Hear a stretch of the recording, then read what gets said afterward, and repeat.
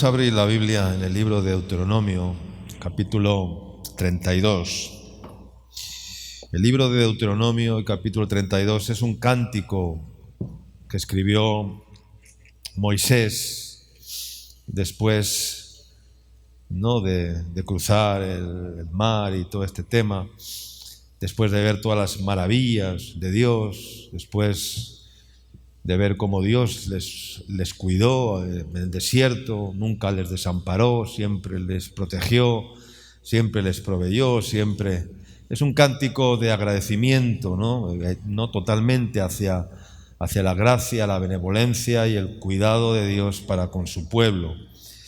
Como Dios les dio de beber agua, les dio el alimento, el maná, les cuidó, les guardó. Bueno, es un cántico maravilloso, ¿no? Si lo lees desde el verso 1, verás cómo Moisés narra las maravillas y ensalza, ¿no?, por las maravillas de Dios. Pero todo está bien hasta que llegamos al versículo 15, donde dice algo muy curioso que vamos a leer en esta mañana. Dice así: pero engordó Jesurún y tiró coces. Engordaste, te cubriste de grasa. Entonces abandonó al Dios que lo hizo y menospreció la roca de su salvación. Amén. Que el Señor bendiga su palabra. Vamos a leerlo otra vez. Dice: pero engordó Jesurún y tiró coces. Engordaste, te cubriste de grasa. Entonces abandonó al Dios que lo hizo y menospreció la roca de su salvación. Vamos a hablar en esta mañana de varias cosas, pero algo importante es entender que Dios quiere pues que tengamos una, ¿cómo lo llamaría?, una dieta espiritual. No vamos a llamar a ningún especializado doctor en dietética ni en nutrición, que los hay y muy buenos, pero sí vamos a ver por qué este nombre, Jesurún. Algunos se preguntarán quién era Jesurún. Y este Jesurún que menciona aquí dice que engordó y reaccionó de una forma agresiva, de una forma violenta, como a veces los seres humanos actuamos también en nuestras vidas. No cabe duda que engordar corporalmente es una tendencia de los seres humanos. De hecho, las estadísticas de la población mundial, en algunos países más que en otros, pero hay estadísticas de que hay un exceso de población que tiene sobrepeso, ¿no?, y que es obesa, no igual en unos volúmenes muy desorbitados, pero sí que hay un índice de población cuyo peso es más alto de lo que deberíamos de tener, ¿no?, conforme a nuestra edad, estatura, etcétera, etcétera. Pero espiritualmente funciona también así, ¿no?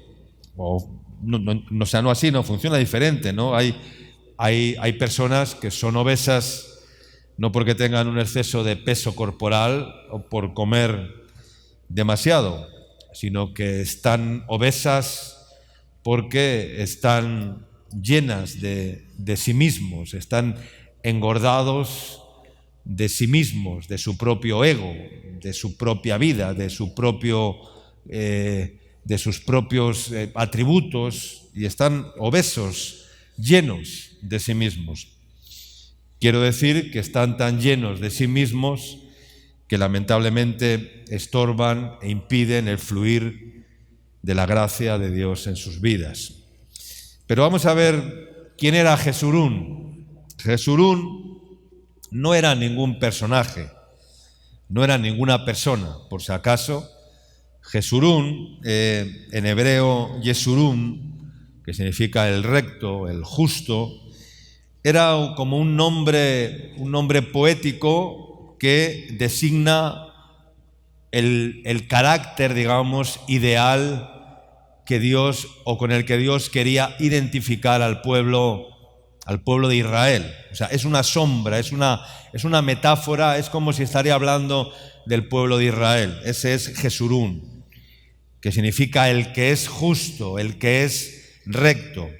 Era un término poético, afectuoso, relativo al carácter moral que Israel, como pueblo, como nación, debía manifestar.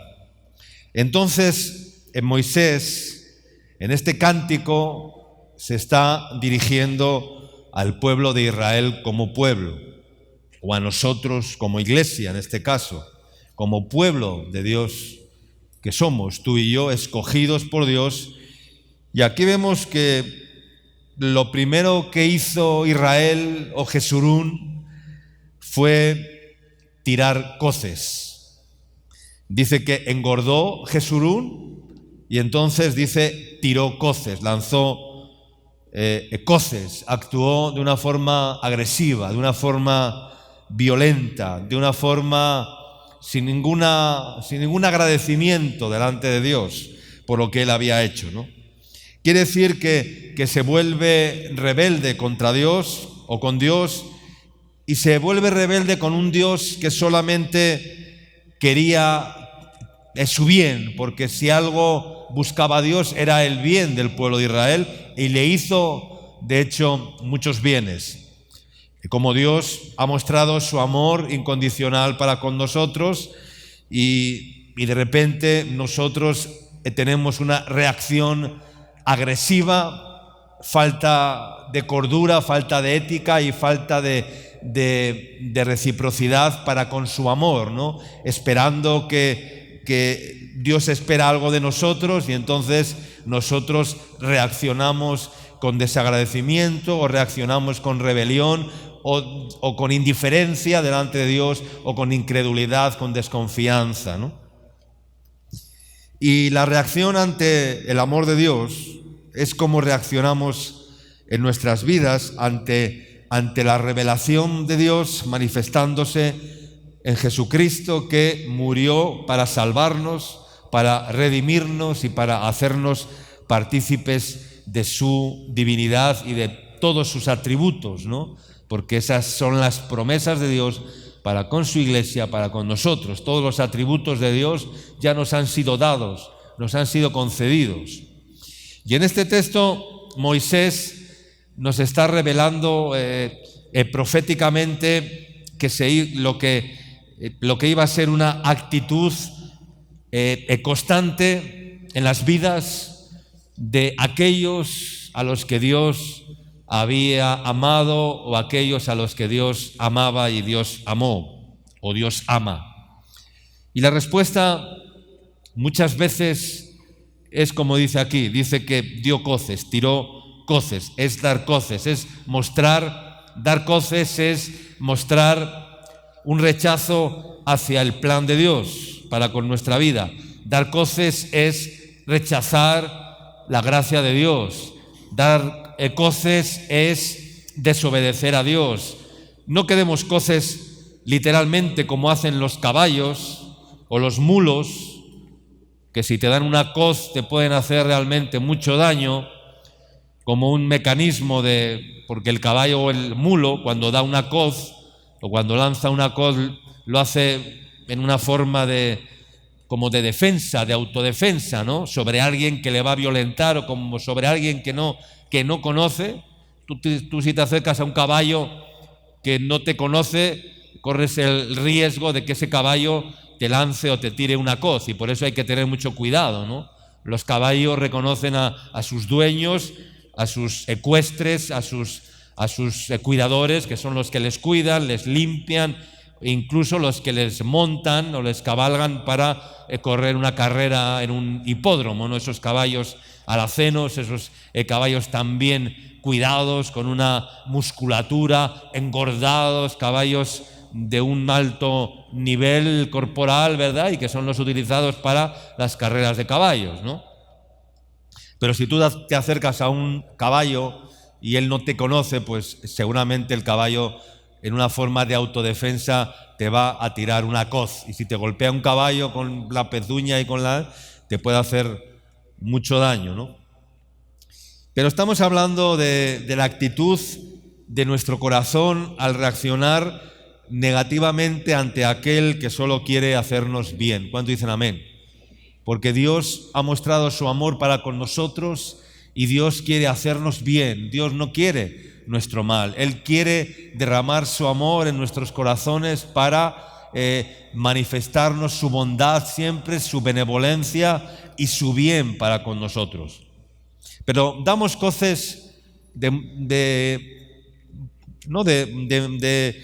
muchas formas diferentes y nos mostramos agresivos, tal vez no físicamente, pero sí en nuestro corazón, porque ignoramos a Dios, le menospreciamos, rechazamos la comunión con Él, no le damos importancia a la relación que tenemos que tener con Dios, al llamado de Dios, rechazamos el llamado de Dios, la corrección de Dios, los avisos de Dios en nuestras vidas, porque Él nos está constantemente llamando la atención, llamándonos a una comunión más íntima con Él, llamándonos a una vida de consagración, llamándonos a una vida de santidad, llamándonos a una vida de servicio, llamándonos a una vida de renuncia, llamándonos constantemente. Y Dios ama porque Dios no puede dejar de amar, porque Dios es amor. Dios no puede dejar de amar. Y Dios ama no por lo que tú haces, no por lo que yo hago. Dios no nos ama por lo que tú y yo hacemos. Dios no nos ama por nuestro desempeño, porque Dios ama incluso a aquellos que no manifiestan un amor hacia Él. Dios también les ama, porque Dios no hace acepción de personas. De hecho, dice la palabra que Él nos amó, ¿cómo? Dice, o ¿cuándo? Él nos amó, ¿cómo? ¿Cuándo? Él nos amó primero, dice la palabra. Dice, nosotros le amamos a Él, dice la Escritura, porque Él nos amó, ¿cómo? Nos amó primero. No que nosotros le hayamos amado a Él. Dice que Él nos amó primero y entonces por eso nosotros le amamos a Él. Y aún así, aún a pesar de que Él nos amó primero, aún hay muchos que todavía no le aman como Dios quiere que le amemos. Yo no amaba a Jesús. ¿Por qué no amaba a Jesús? Porque no le conocía. Amén. No podemos amar a alguien que no conocemos. ¿Cuánto dicen amén? No podemos amar a alguien si primero no le conocemos. Yo no amaba a mi esposa porque no la conocía. Hace 28 años que la conozco y hace 28 años desde que la conocí que la empecé a amar. Y ese amor ha ido aumentando, no ha ido perdiéndose, ha ido increciendo, porque ese es el propósito de Dios en toda la manifestación de su amor, no solamente entre seres humanos o entre nosotros, entre tu esposo, tu esposa, tu pareja, sino ese amor para con Él. Y yo comencé a amar a Jesús cuando descubrí que Él me amaba a mí. ¿Cuánto dicen amén? Cuando tú descubres que Él te ama a ti, entonces dices, pero yo tengo que amarle, Él que me amaba. Cuando yo entendí y descubrí que Él me amaba y cuando Él comenzó a forjar en mí un interés por conocerle, un hambre por conocerle, un despertar en mi vida por conocerle a Él. Y cuanto más le conocía, más le amaba, porque cuanto más conoces a Jesús, más le vas a amar. ¿Cuánto dicen amén? Porque cuando tú conoces a una persona como Jesús, no puedes permanecer inerte, no puedes permanecer impasible, no puedes permanecer frío y tibio, porque entiendes ese amor desinteresado, ese amor divino, ese amor que da, y entonces uno se vuelve como un tortolito delante de Dios y dice, pero ¿cómo no te voy a amar, Señor? ¿Cómo no te voy a amar? ¿Cómo no voy a amarte? Pero vamos a ver por qué Dios nos escogió y por qué Dios nos amó. Leemos Deuteronomio capítulo 7, versículos 6 al 8. Dice, porque tú eres pueblo santo para Yahvé tu Dios. Yahvé tu Dios te ha escogido, dice, para serle un pueblo, ¿qué? Para serle un pueblo especial. Dice que no te ha escogido por ser un pueblo especial, te ha escogido para ser un pueblo, no que eras un pueblo especial, lo dice después, más que todos los pueblos que están sobre la tierra.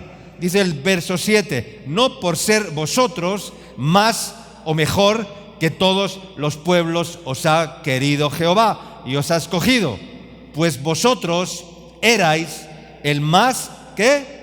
Insignificante, el más pequeño, el más recóndito, el menos pueblo que todos los pueblos, como aquí dice, el más insignificante de todos los pueblos, sino por cuanto el Señor os amó y quiso guardar el juramento que juró a vuestros padres, os ha sacado el Señor con mano poderosa y os ha rescatado de servidumbre de la mano de Faraón, rey de Egipto. Dios escogió a Israel, Dios escogió a Jesurún para revelarse a él.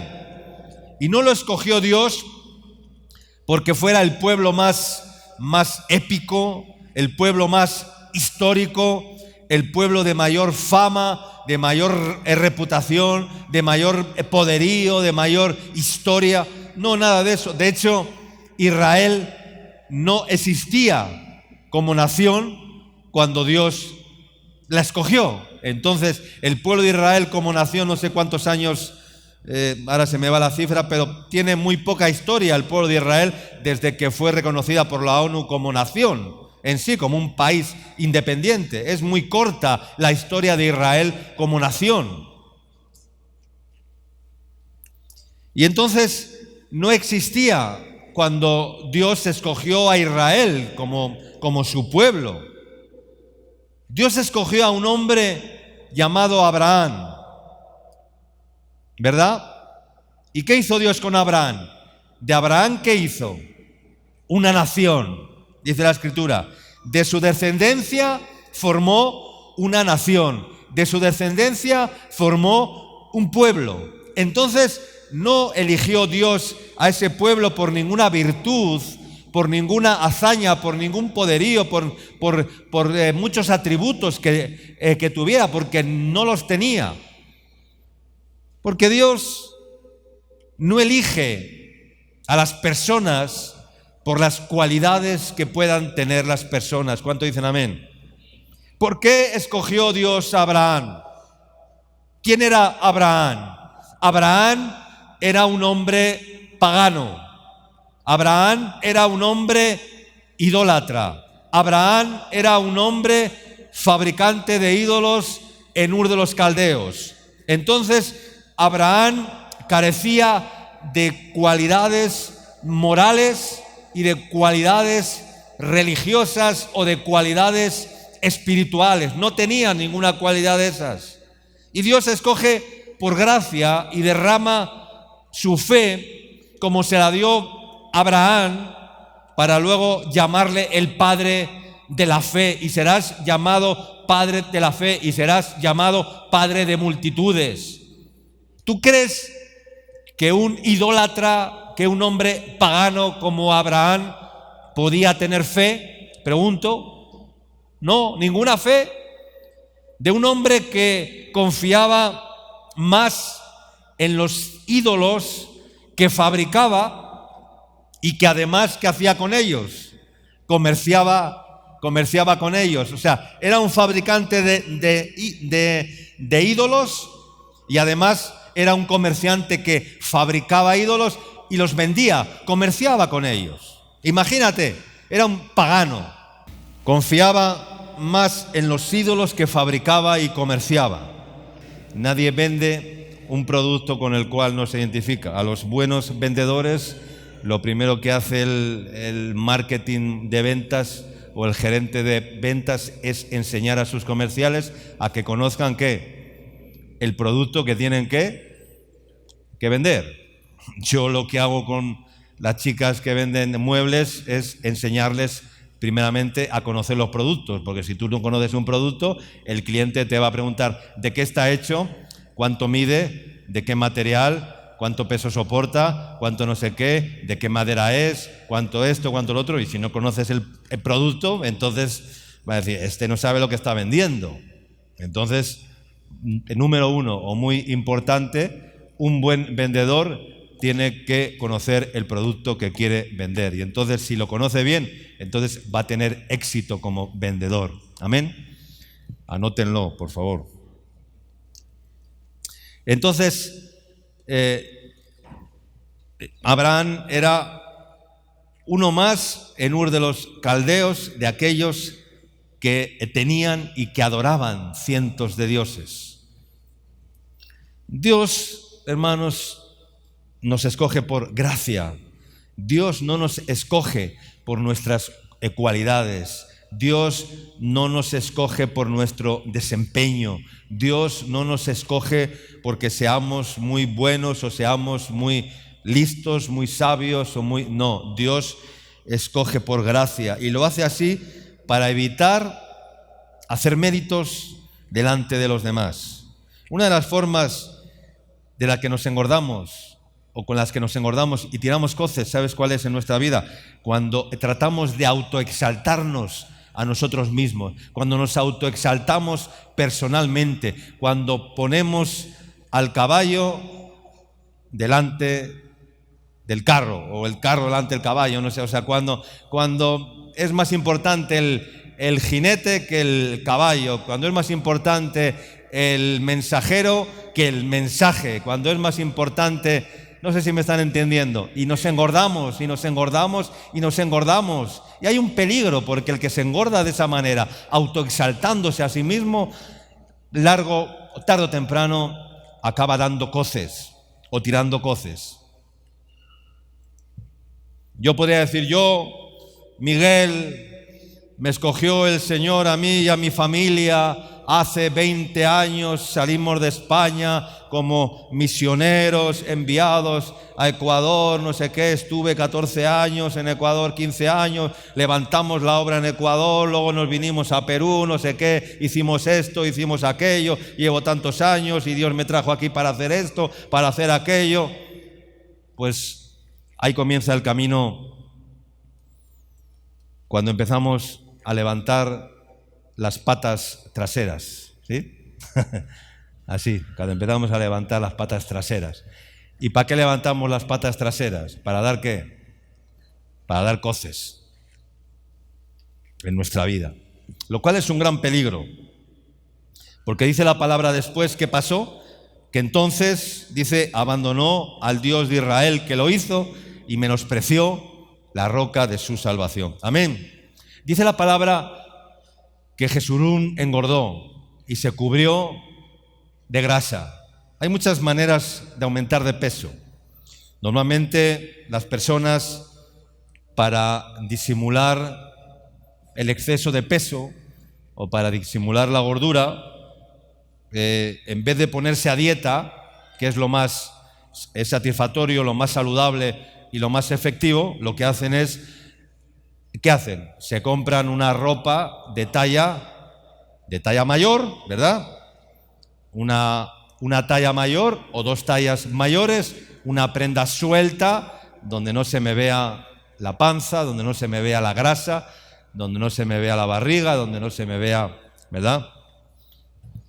Para disimular el aumento de volumen de carne, ¿no? O de peso, ¿no?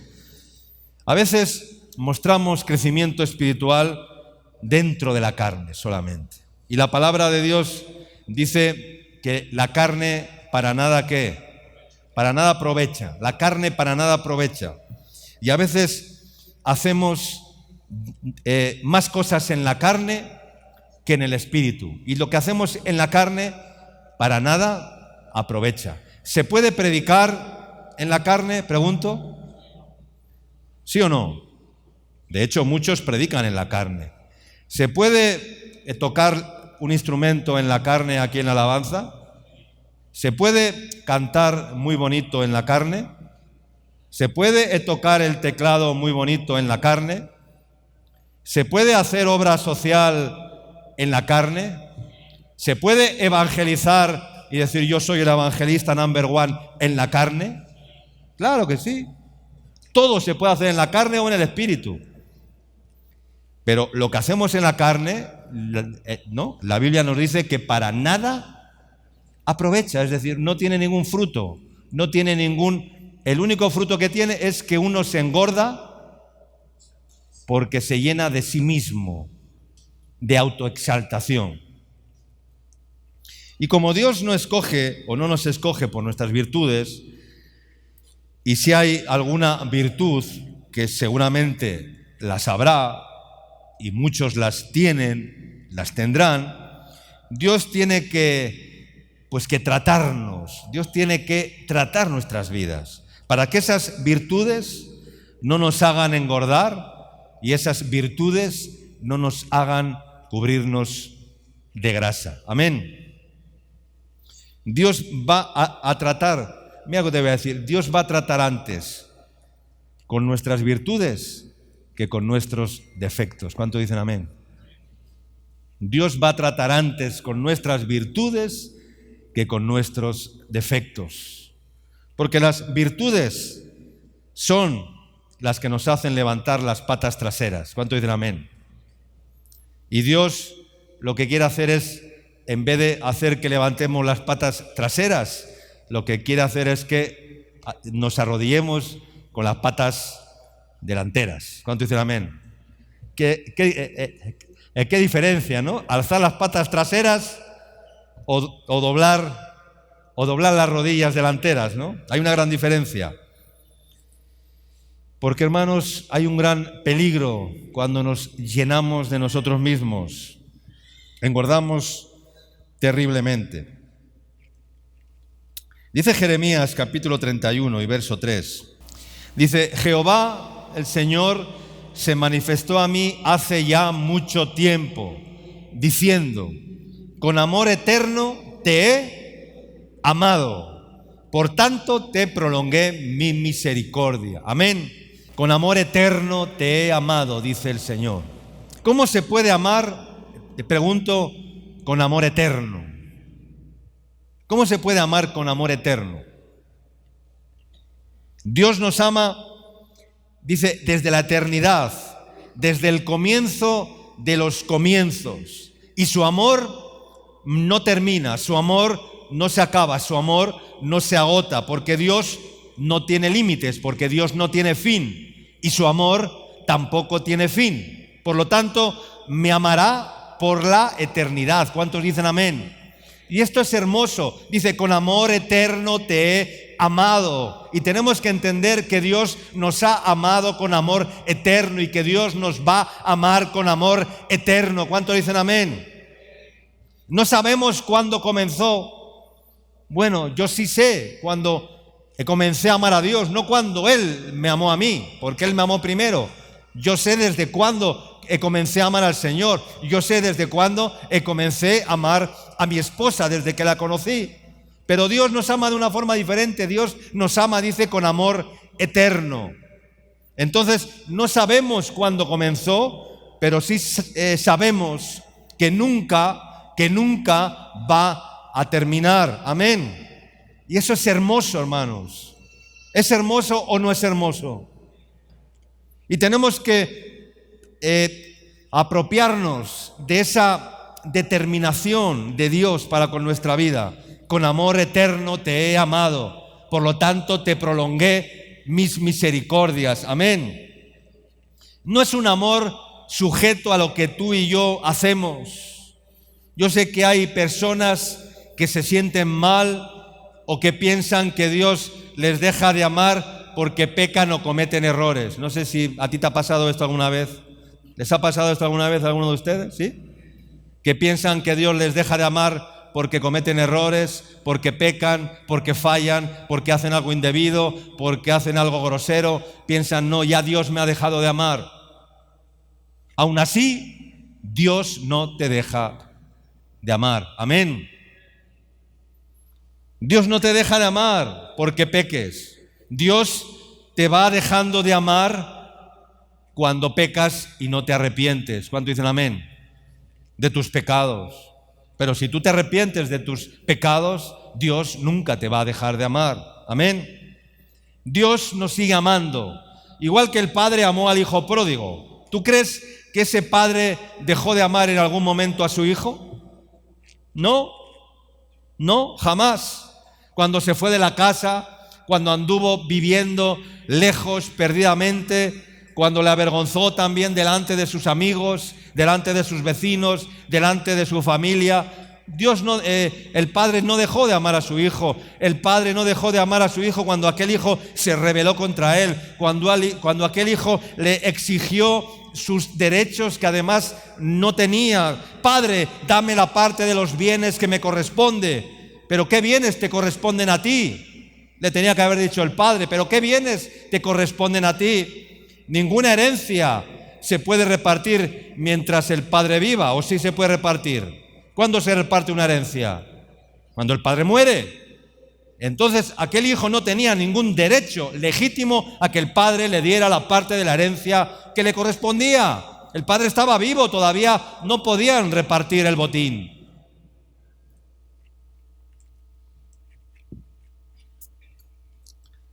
No hay lugar más seguro en nuestra vida que el lugar en el cual nos sentimos amados. Amén, hermanos.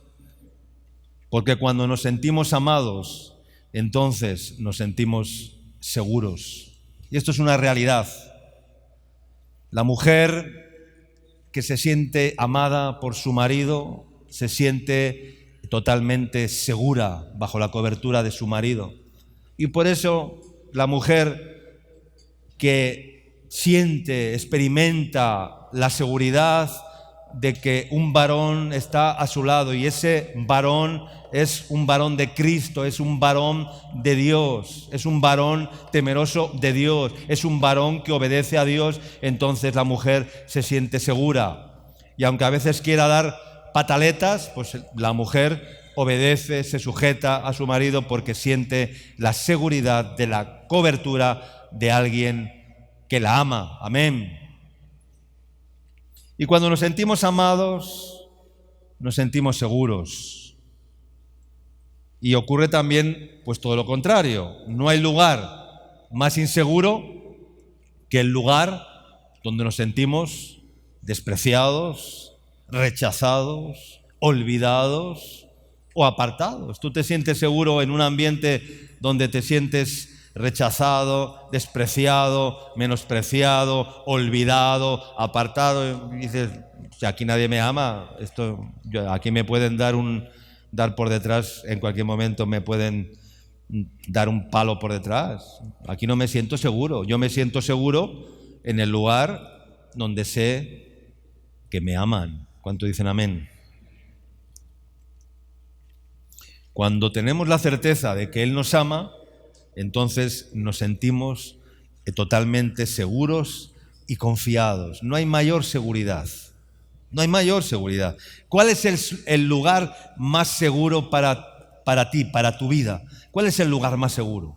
¿La iglesia? ¿La comunidad? ¿Tu casa? ¿Tu trabajo? ¿Tu familia? No lo sé. ¿Cuál es el lugar más seguro? El lugar más seguro, hermanos, es el lugar donde nos sentimos amados. El lugar más seguro de mi vida no es remar. El lugar más seguro de mi vida no es el ministerio. El lugar más seguro de mi vida no son las bendiciones que Dios me ha dado o que Dios me da. El lugar más seguro es donde yo siento que Dios me ama, y ese es mi refugio, amén. Ese es el lugar donde yo guardo mi corazón. Ese es el lugar donde yo tengo intimidad. Ese es el lugar donde yo me escondo, donde yo me refugio. Son los brazos de Jesús. Juan el amado escogió estar, ¿qué? Recostado, ¿en dónde? En el pecho de Cristo. En la escena de la última cena, cuando Jesús iba a ser entregado, estaba Juan estaba recostado en el pecho de Jesús. ¿Sabes dónde estaba Judas? ¿Dónde estaba Judas? Detrás de Jesús. Juan recostado en el costado de Jesús. Judas detrás. ¿Sabes dónde estaba Pedro? Sentado a la mesa. Allí avergonzado, allí lejos de... ¿Por qué? Pues porque la había negado, porque no sé qué. Es solo Juan, que era Juan el amado, y era el que estaba en esa intimidad con el Señor, y estaba recostado en el pecho de Jesús, en los brazos de Jesús. Juan quería estar sobre su pecho, porque solo así, con intimidad, podemos sentir la seguridad de seguir al lado de Jesús. Un bebé, ¿dónde se siente más seguro? En el pecho de su madre. O sea, es algo tan evidente y tan... Cuando la despegas del pecho de su madre, el bebé se siente inseguro totalmente, pero cuando la mamá lo arrupa y lo pone sobre su pecho, el bebé se queda como un angelito. Hermanos, qué desagradable es recibir coces cuando esperas recibir gratitud. ¿Cuánto dicen amén? Cuando esperas que alguien te dé las gracias y en vez de darte las gracias, levanta las patas de atrás y te da una coz. Dios está esperando agradecimiento de nuestras vidas, pero muchas veces lo que recibe de nosotros son solamente coces y más coces. Y nos comportamos como Jesurún, tirando coces al aire. Dicen que caballo flaco no da coces. Y te voy a explicar por qué. Caballo flaco no da coces. Pero si tú alimentas a un caballo de una forma vigorosamente, bien engordado, con musculatura, con nervio, esos caballos que son musculosos, engordados, bien, para correr con fortaleza. Como he dicho antes, tú acércate a ese caballo sin que te conozca y lo primero que va a hacer es defenderse, y como se defiende, te va a lanzar y te va a tirar una coz. Pero el caballo flaco difícilmente tirará coces. ¿Y qué te quiero decir con esto? Caballo flaco o caballo engordado. Que Dios tiene que quebrantar nuestras vidas. Dios tiene que quebrantar nuestras fuerzas para que no tiremos coces como Jesurún. Dios trata con nuestras vidas para que no engordemos y poder mantenernos ligeros, para que no usemos la fuerza carnal, para que dependamos de Dios. Engordaste y te cubriste de grasa, Jesurún. ¿Qué es esa grasa que engorda más nuestro corazón? Pues engordamos cuando confiamos en nosotros mismos. Y el plan de Dios es que dejemos de confiar en nosotros mismos para que confiemos en el Señor. Para que dejes de ser autónomo. Hay personas que tienen un seguro porque trabajan como autónomos y tienen su propio seguro. No trabajan para una empresa, para un jefe, y entonces el jefe tiene la obligatoriedad de asegurar a su trabajador, ¿no? Pero hay algunos que tienen un seguro corporativo porque no trabajan para una empresa, para un jefe, para alguien, y hay otros que tienen un seguro independiente. Aquí no sé cómo se llama, ¿no? Allí en mi país se les llama autónomos. Tienen un seguro de autónomos, ¿no? Y hay otros que tienen un seguro dependiente de alguien, ¿no? Para que dejemos de ser autónomos y para ser dependientes del seguro de Dios. Amén. es el mejor seguro, el seguro de Dios. Y como sabemos que Él nos ama, ahí estamos seguros. Amén. Pero nosotros tenemos tendencia a engordar en nuestra vida.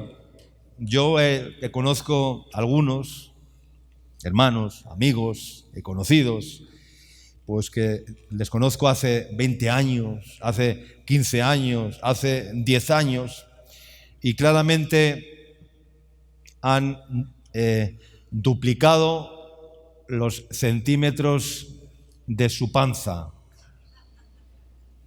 Entonces cuando le ves le dices, pero ¿a dónde vas a ir así, hermano? ¿A dónde vas con esa panza?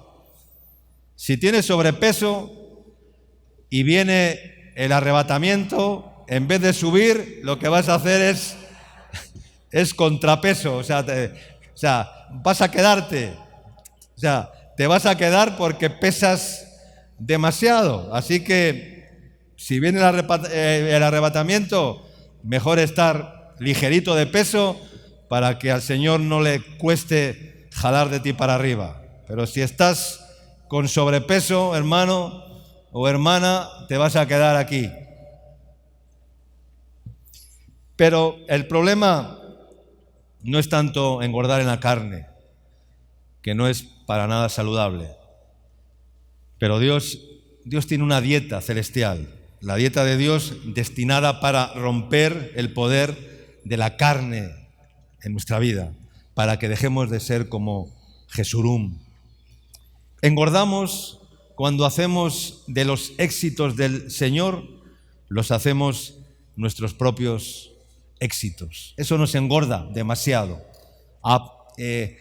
Cuando te apropias de los éxitos que son de Dios y que no son tuyos y tú te apropias de ellos, eso engorda demasiado. Cuando te jactas de ti mismo por lo que haces, eso engorda demasiado.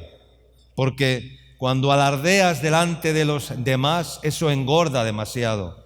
Cuando buscas obtener un lugar para que te reconozcan, eso engorda demasiado.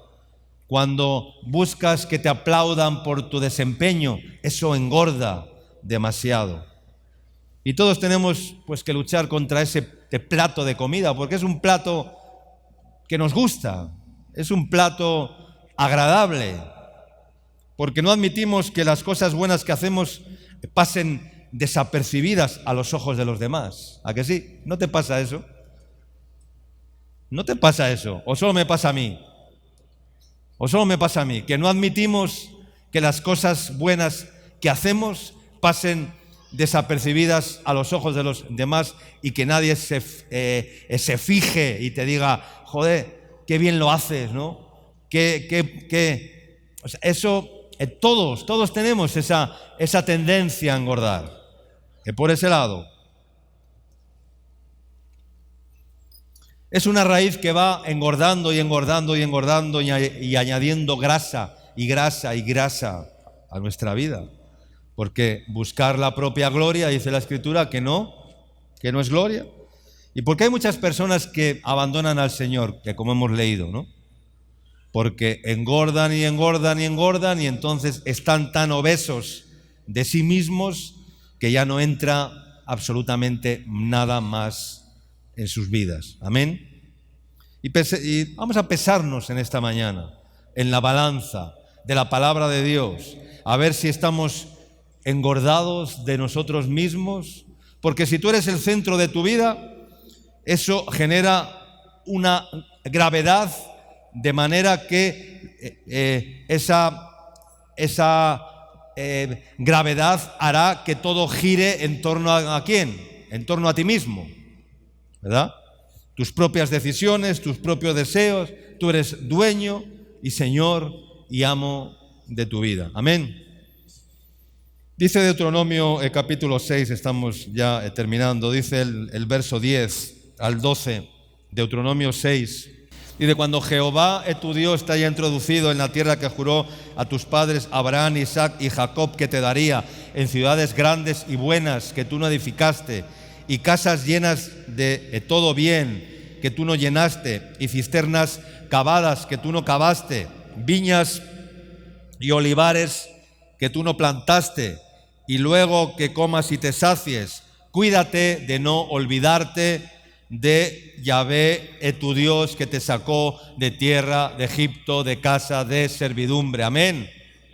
Cuídate. Y aquí dice algo, pues, es muy curioso, ¿no? Dice, cuando te haya introducido en la tierra que el Señor, es la tierra de la promesa, son las promesas de Dios. Y dice, y cuando habites, dice, en ciudades que tú no edificaste, casas llenas de bien que tú no llenaste, cisternas llenas o cavadas que ni tú cavaste, viñas y olivares de los cuales te estás beneficiando, recogiendo fruto, pero que tú no plantaste. Y luego que comas, y que te sacies, y que te sacies, y que te sacies, y que te engordes, y que te engordes, y que te engordes.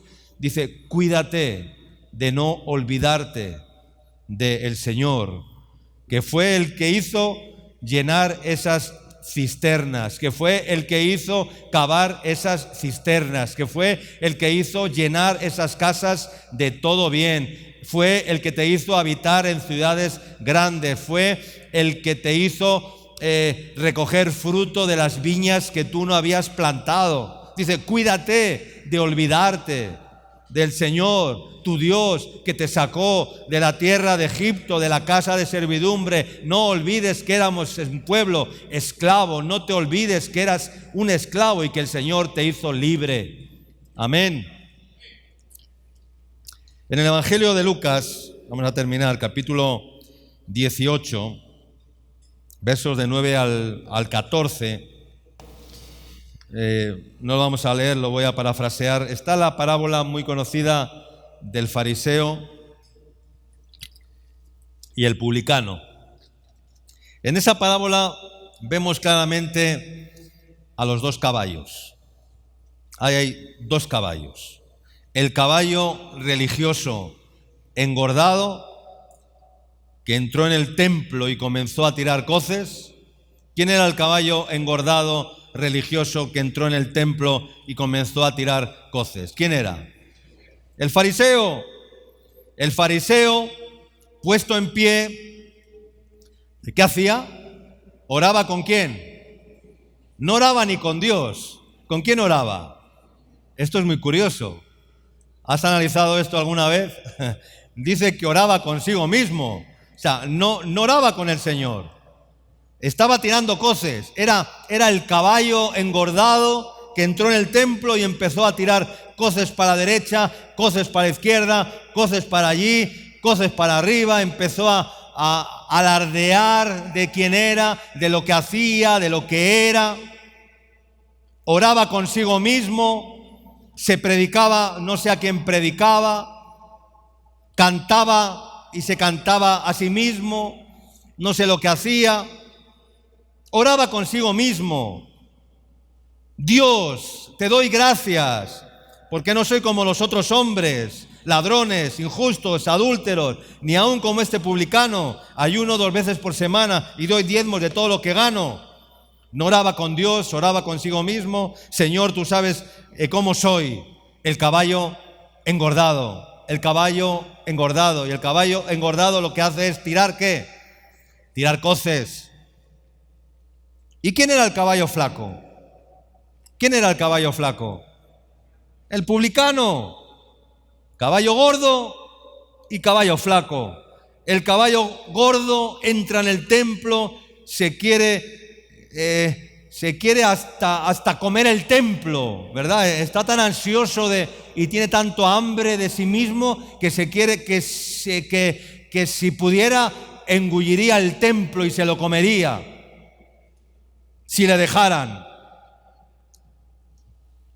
Menospreciaba a los que no eran como él, porque tenía tal grado de exaltación religiosa en su vida que podía más que él. A veces inconscientemente actuamos así también. Venimos al culto, ¿verdad? Y miramos de reojo al que está ahí al lado, al que está delante, al que está detrás, le miramos de reojo y pensamos, este pobre desgraciado, ¿no?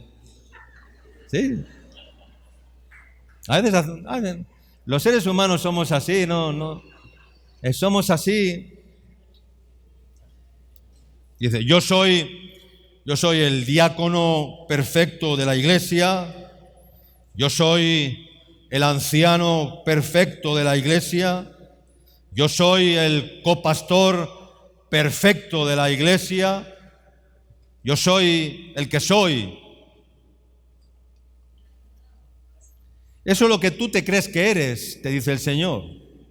Y el Señor te dice, como le dijo a la iglesia de la Odisea, porque tú dices que eres el diácono perfecto, porque tú dices que eres el obrero perfecto, porque tú dices que eres el relaciones públicas perfecto, porque tú dices que eres el vendedor perfecto, porque tú dices que eres el predicador perfecto, porque tú dices que eres el músico perfecto, porque tú dices que eres el que mejor canta en la iglesia, y yo te digo que tú eres un pobre, miserable, ciego, desventurado y desnudo. Amén. Eso es lo que dice el Señor. Tú dices que eres,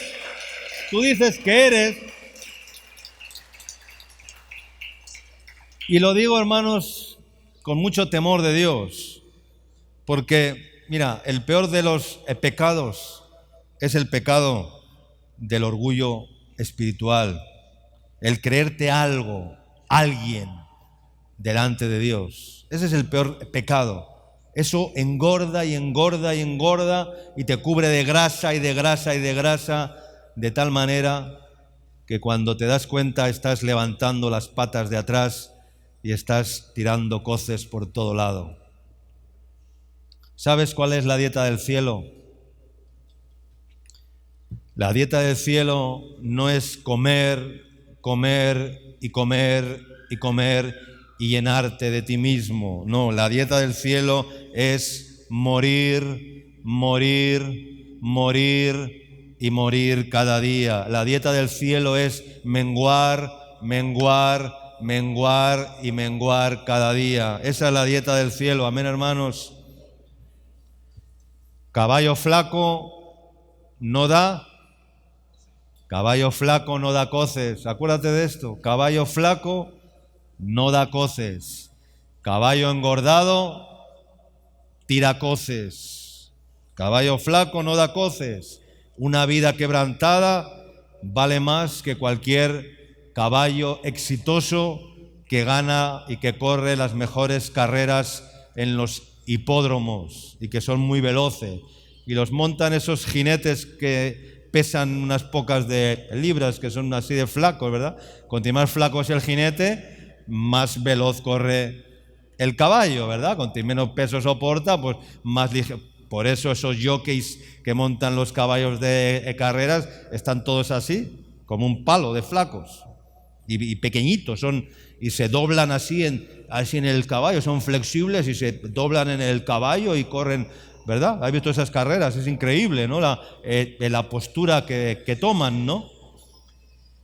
Entonces, pero mejor un caballo flaco que no da coces que no un caballo exitoso que gana las mejores carreras en los mejores hipódromos del mundo. Amén. No seamos como Jesurún, que solo engordemos y engordemos mirándonos nuestro propio ombligo. Amén. Y no hacemos la dieta de Dios. Pero, pastor, si yo no estoy obeso, si yo estoy flaco, no estoy obeso. No estás obeso en tu cuerpo, tal vez, pero estás obeso en tu corazón. Tienes el corazón lleno de grasa, lleno de sebo. Acuérdate de Jesurún. Engordó Jesurún y tiró coces. Engordaste, te cubriste de grasa. Entonces abandonó al Dios que lo hizo y menospreció la roca de su salvación. Amén.